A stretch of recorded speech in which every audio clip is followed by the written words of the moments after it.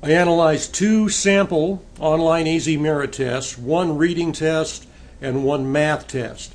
I read every test item, I answered every question, tried to solve every problem, and I tried every technology tool in each test and in each test item.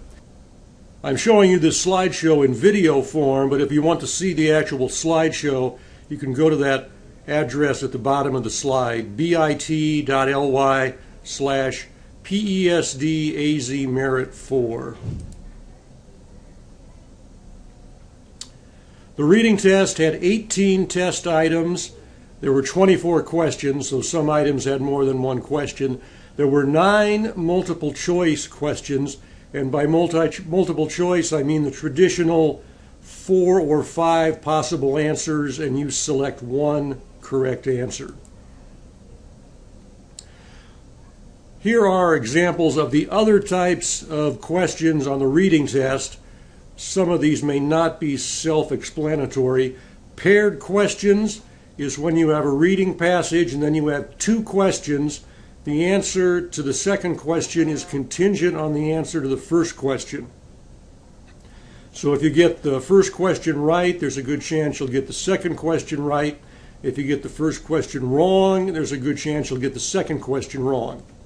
Podcast is a series of questions where you listen to a podcast and then answer questions about the content of the podcast.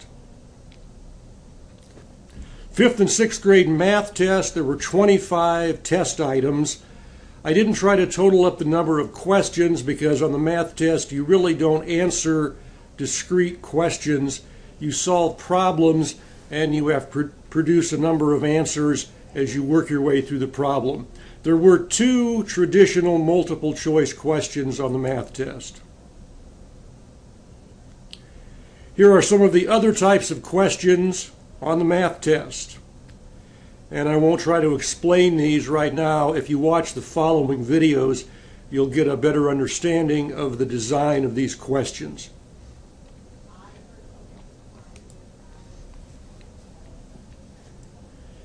Here's the question I tried to answer in my analysis. And I tried to focus almost entirely on the technology component. There were a couple instances where I suggested revisions in instructions, but I wasn't trying to evaluate content. I wasn't trying to evaluate the quality of the test items.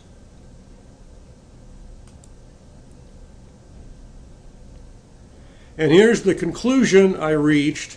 And keep in mind, this is not empirical evidence. I didn't take 100 kids and have them take the online AzMERIT tests. I took the tests, I experienced what it's like to take the test and use the technology tools, and the observations I made led to this conclusion. So there are 13 more videos in this analysis. Most of them are less than 2 minutes. There's one that's about 4 minutes and one that's about 6 minutes. You certainly don't have to watch all of them, but I hope you'll take a look at them to get a better idea of what students will be facing when they take the sample or when they take the online AzMERIT tests.